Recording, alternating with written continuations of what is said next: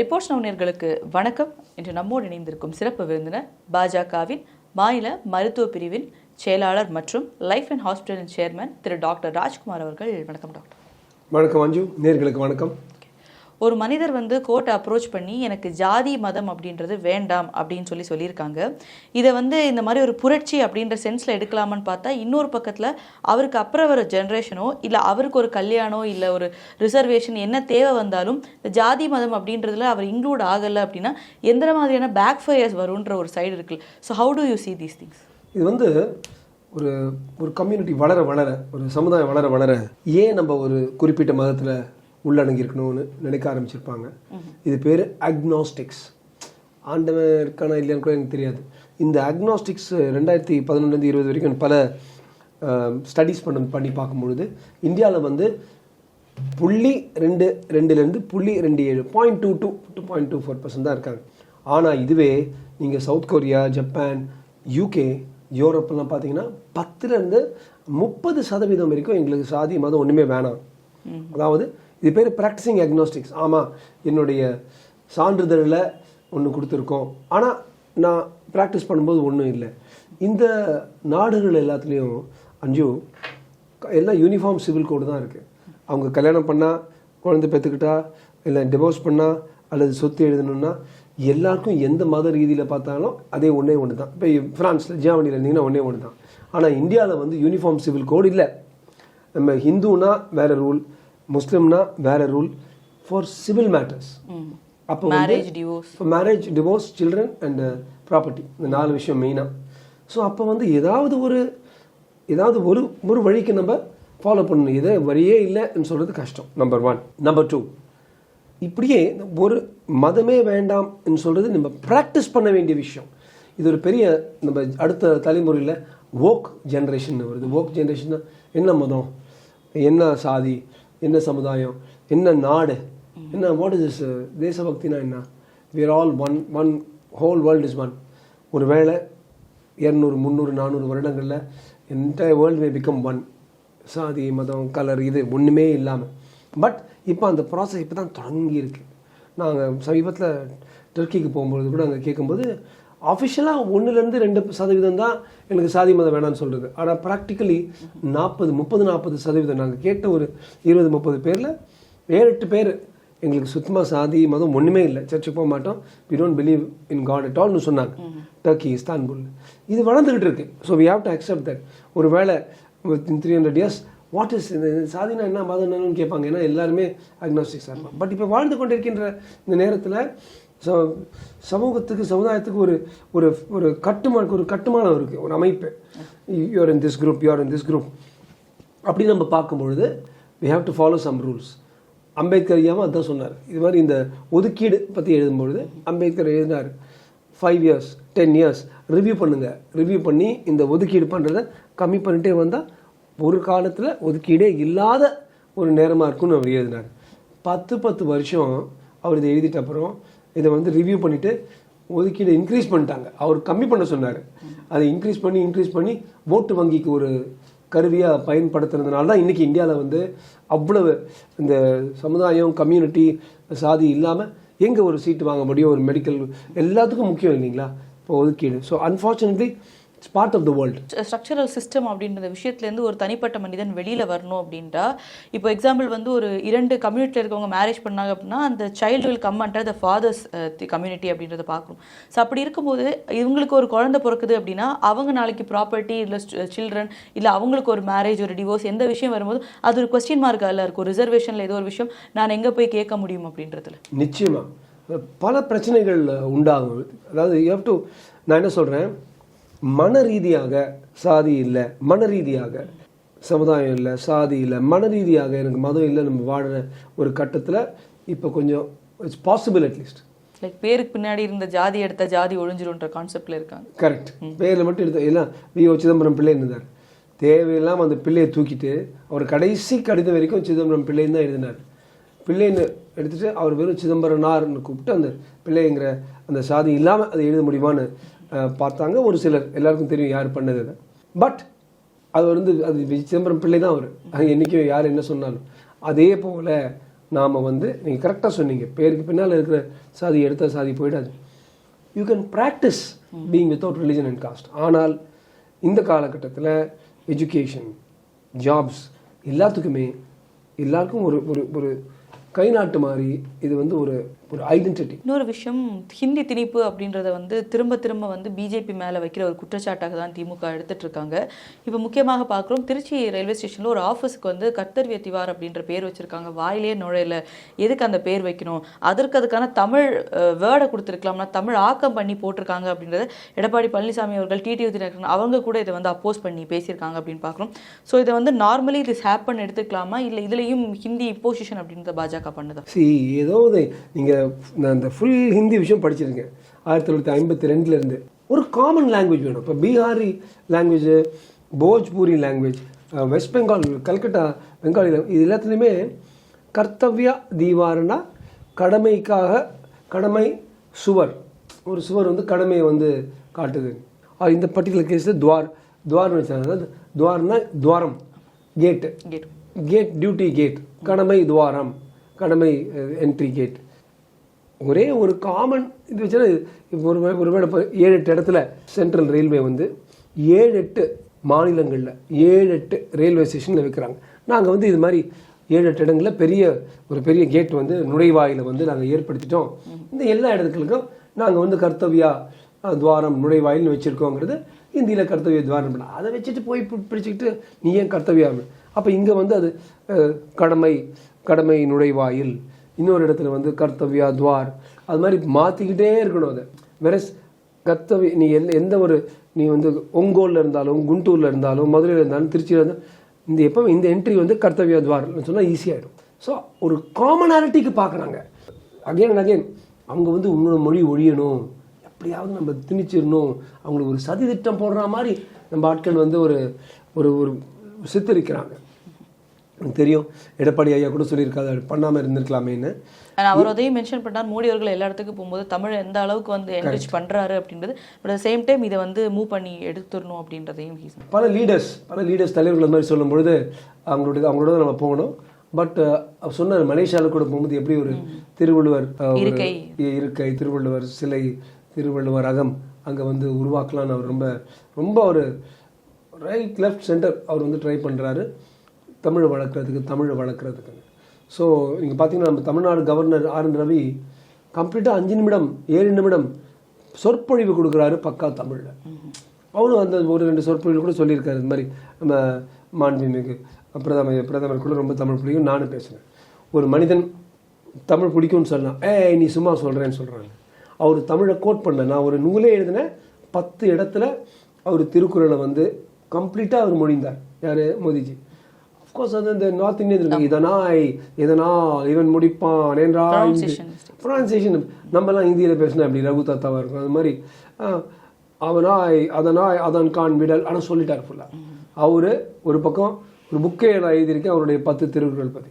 இன்னொரு பக்கம் இவர் பீகார்லேருந்து வந்து ஒரு ஆளுநராக இருந்து தமிழை கற்றுக்கிட்டு சொற்பொழிவு கொடுக்குறாரு, பேப்பரை பார்த்து, அப்புறம் பேப்பர் இல்லாமல் சொற்பொழிவு கொடுக்குறாரு.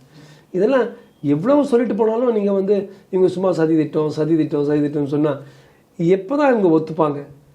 எவ்வளவு மொழிகளை நம்ம கற்றுக்குறோமோ அவ்வளவு நல்லது நமக்கு. மக்களை நம்ம ஈஸிலியாக எட்டலாம், அணுகலாம். அது என்னமோ நம்ம மக்கள் ரொம்ப ஹிந்தி திணிப்பை வந்து ஒரு துருப்பு சீட்டு போல் பயன்படுத்தி அப்பப்போ இது மாதிரி கலாட்டா செய்கிறது அவ்வளவு நல்லதே இல்லைங்கிறது என்னுடைய தாழ்மையான கருத்து. ஈரானுடைய உச்ச தலைவராக இருந்த காமேனி அவர்கள் இறந்ததுக்கு ஈரான் போராட்டம் பண்ணதோ இல்லையோ நம்ம இந்தியாவில் பார்க்குறோம், முக்கியமாக தமிழகத்தில் பார்க்குறோம். விசிகா தலைவர் திருமாவளவன் அவர்களாக இருக்கட்டும், இவங்க எல்லாமே போராட்டம் பண்ணுறாங்க. இந்த நேரத்தில் எழுந்திருக்க ஒரு கேள்வி என்ன அப்படின்னா, நம்ம இந்தியாவில் பகல்கமில் ஜாதி மதத்தோர் சைடு வச்சுருவோம். இந்தியாவில் பகல்கமில் ஒரு மக்கள் இருந்தப்போ அப்போது நீங்கள் இந்த அளவுக்கு யாருமே குதிக்கிறத பார்க்கல. ஆனால் காமேனி அப்படின்றவர் இன்னொரு நாட்டில் ஒருத்தர் இறந்திருக்காரு, அந்த நாட்டு மக்களே they are being happy after his death because அவருடைய அந்த ப்ராக்டிசஸோ இல்லை அவருடைய வாழ்க்கை இது என்ன மாதிரி இருந்தது. அந்த அடக்குமுறையிலேருந்து நாங்கள் வெளில வந்துட்டு அந்த நாட்டு மக்கள் வந்து சந்தோஷப்படும் போது இங்கே ஒரு மைனாரிட்டி பாலிடிக்ஸை பண்ணணும் அப்படின்றத வந்து கையில் எடுக்கிறாங்க. அப்படின்றப்போ இதை எந்த மாதிரி நம்ம எடுத்துக்க முடியும்? அதாவது இங்கே தான் ஒரு நிச்சயமாக ஒரு சதி திட்டம் நடந்துகிட்டு இருக்கு. சர்ஃபஸ்க்கு கீழே நீங்கள் சொன்னா போல் பஹல்காம் நடக்கும் பொழுது அடுத்த நாளே அந்த நாங்கள் வந்து எங்களுடைய மருத்துவமனையில் ஒரு பெரிய ஒரு மீட்டிங் வச்சுருந்தோம். நினைவஞ்சலி இறந்து போனவங்களுக்கு எல்லாரும் மெழுகுவர்த்தி ஏற்றணும். அதில் வந்து தலைமை தாங்கிறது 3 பேர். ஒரு ஹிந்துவாகிய நான், ஒரு ஆர்ச் பிஷப், ரொம்ப பெரிய அளவில் இருக்கிற கிறிஸ்டின் ஆர்ச் பிஷப், இன்னொருத்தர் வந்து ஒரு மாஸ்க் இன்சார்ஜ், பெரிய அளவில் இருக்கிற ஒரு முஸ்லீம், அவர் நண்பன், என் நண்பன், 3 பேரும் பேசணும். இது மாதிரி இது வந்து ஹியூமனிட்டி, மனித நேயத்துக்கே எதிரான ஒரு விஷயம். இது வந்து ஒரு மதத்தினால இல்லாமல் இருந்து நாங்கள் பேசணும். நீங்கள் பார்த்தீங்கன்னா அந்த கேண்டில் லைட்டே உள்ளே வச்சோம். நான் வெளியில் we could not get permission வெளியில் வைக்கிறது. இப்போ இவ்வளோ கத்துறாங்க, கம்பெனி கொண்டுட்டாங்க, கொலைகாரங்க. இவங்கெல்லாம் பால்காமில் வந்து 22, 23 பெண்கள் வந்து விதவை ஆகும்பொழுது அவங்க சிந்தூரம் மாங்கும் அங்கே இழந்தபொழுது என்ன பண்ணிட்டு இருந்தாங்க. கரெக்டாக தான் பாஜகவோட தலைவர்கள், நயனா நாகேந்திரன் இப்போ இருக்கிற ஒரு முன்னாள் தலைவர் அண்ணாமலை கரெக்டாக கேட்டாங்க, நீங்கள் என்ன பண்ணிட்டு இருந்தீங்க? அப்போ ஒன்றுமே பண்ணல. இந்தியா பாருங்கள், அவங்கள திருப்பி அடித்து ஒரு முஸ்லீம் பெண் விங் கமாண்டர் குரேஷி என்ற முஸ்லீம் பெண்ணை வச்சே உலகத்துக்கு சொன்னோம், இது மாதிரி சிந்தூர் நம்ம பண்ணோம் ஆப்ரேஷன் சிந்தூர் என்கிற ஒரு ஹிந்து விஷயத்தை விங் கமாண்டர் குரேஷி என்கிற ஒரு இஸ்லாமிய பெண்ணோடு சொன்னோம். இது வந்து நிஜமாவே மதசார்பின்மை, செக்யுலரிசம். இன்னொரு விஷயமும் சொல்கிறேன், இந்த மலபார் ஏரியாவில் காசா அட்டாக் எல்லாம் ஆரம்பிக்கும் பொழுது அங்கே ஒரு பெரிய மீட்டிங் வைக்கிறாங்க. அதில் வந்து வெப் மூலமாக வர்றாங்க. ஹமாஸோடைய லீடர், ஹமாஸ் ஆக்சுவலாக டெரரிஸ்ட் அவுட்ஃபிட், அவன் வந்து நாட் கவர்மெண்ட், அந்த டெரரிஸ்ட் அவுட்ஃபிட்டுடைய லீடர் அங்கேருந்து வெப்பில் வந்து இங்கே 10,000 பேருக்கு பேசுகிறான் நமது இந்தியாவில். இது வந்து எப்படி வந்து ஏப்ரஹாம் லிங்கன் சொன்னார், a country divided against itself cannot stand. எப்படி நமக்குள்ளேயே ஹவுஸ் டிவைடட் அகேன்ஸ்ட் இட் செல்ஃபாக எப்படி நம்ம இருக்க முடியும்? ஸோ அதுபோல் நமக்குள்ளேயே காசாவில் அடிச்சிட்டான்னா இங்கே எப்படி பண்ணுறாங்க, சிந்தூரில் பண்ண மாட்டேங்கிறாங்க, திருப்பி ஈரான் கமேனி பண்ணுறாங்க. அந்த பெண்கள் நீங்கள் பார்த்தீங்கன்னா ஒரே விஷயம் நான் சொல்லிடுறேன், மாஹ்சா அமீனின்னு ஒரு பெண், பாவம் 25 வயசு பொண்ணு, அந்த பிரதரை பார்க்க வரா, அண்ணனை பார்க்க வரா தெஹ்ரானுக்கு, சக்கேஸுங்கிற இடத்துல இருந்து பார்க்கும்போது இந்த Iran IRGC Iran revolutionary guard corps, அதாவது செக் பண்ணுவாங்க, ஹிஜாப் சரியாக போடுறியா, நீ காலில் வந்து துதிக்காலுக்கு மேலே எது காட்டினாலும் நீ வந்து ஒரு கெட்ட விஷயம், கெட்ட பொண்ணு, அது நீ வந்து ஒரு மாரல் இல்லாத ஒரு பெண்ணு, நீ வந்து ஒரு விபச்சாரி அப்படின்னு ஒரு ஃப்ரேஸ் இருக்குது. அது சொல்லி சாட்டையை வச்சு அடிப்பாங்க. கேன் இமேஜின் ஆங்கிள் என்ன, மைக்ரோ மினி ஸ்கர்ட்டில், மிடி ஸ்கர்ட்டில், ஃபுல் ஸ்கர்ட் கூட இல்லை, அந்த ஆங்கிள் பார்த்தாலே சாட்டையால் அடிப்பாங்க. என் கண்ணால் நான் பார்த்துருக்கேன். அடித்து நீ வந்து சரியாக போகலன்னு சொல்லும்போது அவன் வந்து படித்த பொண்ணு எப்படி இது மாதிரி பண்ண முடியும், இது பண்ணியிருக்காங்க, ரெசிஸ்ட் பண்ணியிருக்காங்க. அந்த பொண்ணை கடகல் நீ தரன்னு இழுத்துட்டு போய் மண்டையில் அடின்னு அடிச்சுட்டு எது நினைவு இழந்துட்டா.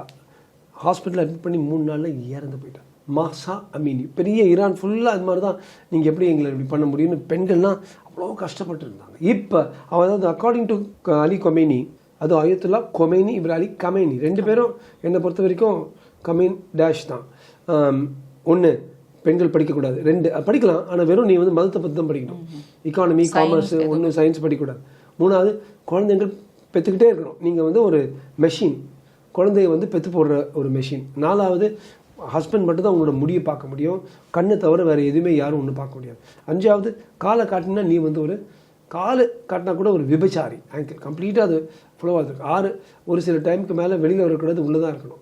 என்னங்க இது பெண்கள் ஒரு பக்கம் நம்ம வந்து பெண்கள் புதுமை பெண் பாரதியார் மாதிரி பேசிகிட்டு இருக்கோம், இன்னொரு பக்கம் இப்படி பண்ணுறாங்க. அதனால தான் நீங்கள் பார்த்தீங்கன்னா அந்த ஆள் அவர் இறந்துட்ட அப்புறம் எல்லா இடத்துலையும் ஈரானில் வந்து பெண்கள் வந்து ஒரே குதிச்சுட்டு கொண்டாடுறாங்க, இப்போ எங்களுக்கு வந்து சுதந்திரம் வந்துருச்சு. ஸோ நம்ம யோசித்து பார்த்து ஒரு மனிதனுடைய பல அம்சங்களையும் பார்த்துட்டு அப்புறம் தான் முடிவெடுத்து இது மாதிரி கொண்டாடணுமா இல்லைன்னா வந்து நினைவஞ்சலி இந்தியா பூர்வா பண்ணணுமாங்கிறது நம்ம யோசித்து பண்ணணும். நம்ம இந்தியாவில் இப்போ வந்து ஒரு மத ரீதியாக ஏதோ ஒரு பிரச்சனை நடக்குது, இங்கே நம்ம வந்து டீல் பண்ணுறோம், பொலிட்டிசைசிங் இட் இஸ் ஃபைன்.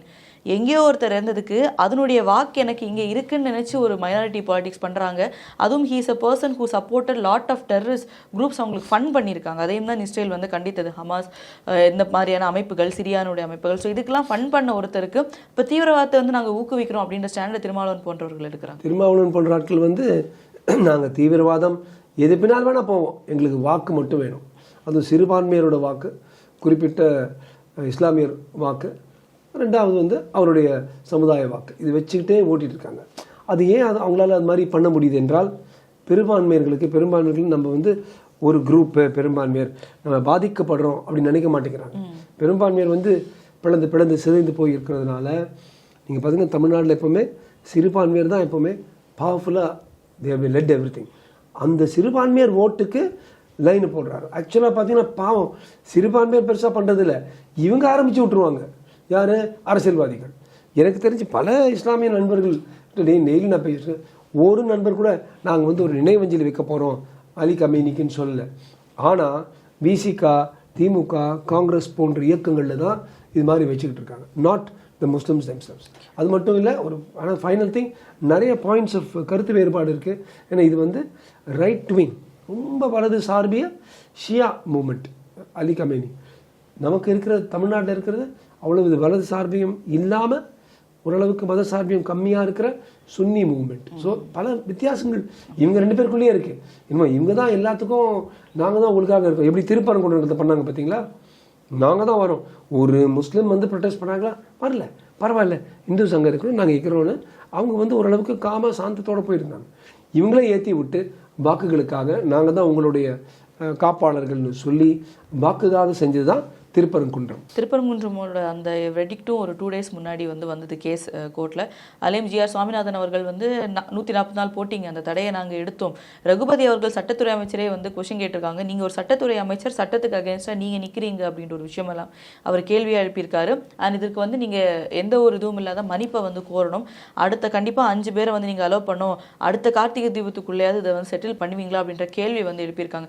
பிகாஸ் நமக்கு வந்து கோர்ட் ஒன்று கொடுத்துட்டாங்க, தட்ஸ் த லாஸ்ட் டிசிஷன் அப்படின்றது இந்தியாவில் இருக்கும்போது அதையே ஒரு அரசியல் கட்சி ஒரு அகைன்ஸ்ட் பண்ணுது அப்படின்றப்போ அடுத்த மக்கள் எங்க போய் நிற்பாங்க? லா இஸ் த லாஸ்ட் திங்னு பார்த்தா அதுக்கு மேல இன்னொரு சக்தி இருக்கான்ற மாதிரியான ஒரு கொஸ்டின் மார்க் வருது. Very good point. அதாவது இவர் வந்து பாவம் இந்திய நாட்டோட வரலாறுலேயே ஒரு நல்ல நீதிபதி, எந்தவித ஒரு சின்ன ஒரு கருப்பு புள்ளி இல்லாத ஒரு நீதிபதி. நீங்கள் சொன்னா போல லா இஸ் த கடைசி தூணு நினச்சி அங்கே அவர் ஒரு இது கொடுத்தா கூட அவரையே இம்பீச் பண்ணுவேன் நினச்சி, அதாவது பார்லிமெண்ட்லேயே போய் கான்ஸ்டியூஷனை மாற்றுறதுக்கு போல் ட்ரை பண்ணி எப்படி அதை பண்ணார். ஷானாஸ் பானு கேஸில் பார்லிமெண்ட்டுக்கு போய் புது ஆக்டே ஒன்று ரிலீவ் பண்ணி ராஜீவ் காந்தி முஸ்லிம்ஸ் ஆக்டுன்னு சொல்லி ஷானாஸ் பானு காலி பண்ணிட்டாங்க. இது போல் நீதிபதிக்கு மேலே போய் அவரே நம்ம இம்பீச்மெண்ட் பண்ண முடியும் அளவுக்கு எடுத்து போனது என்ன? ஒரே ஒரு வார்த்தை தான் என் மனசில் வருது, அராஜகம். 107 நாடாளுமன்ற உறுப்பினர்கள் எல்லாம் டைமை விட்டுட்டு கையப்பங்களை போட்டு இந்த ஜட்ஜை தூக்கணும். அவங்கள நான் வந்து கேட்டு பார்த்தா யாருக்குமே அவரை பற்றி தெரியல. சும்மா காங்கிரஸ் ஆளுங்கெல்லாம் சும்மா சைன் பண்ணுறாங்க.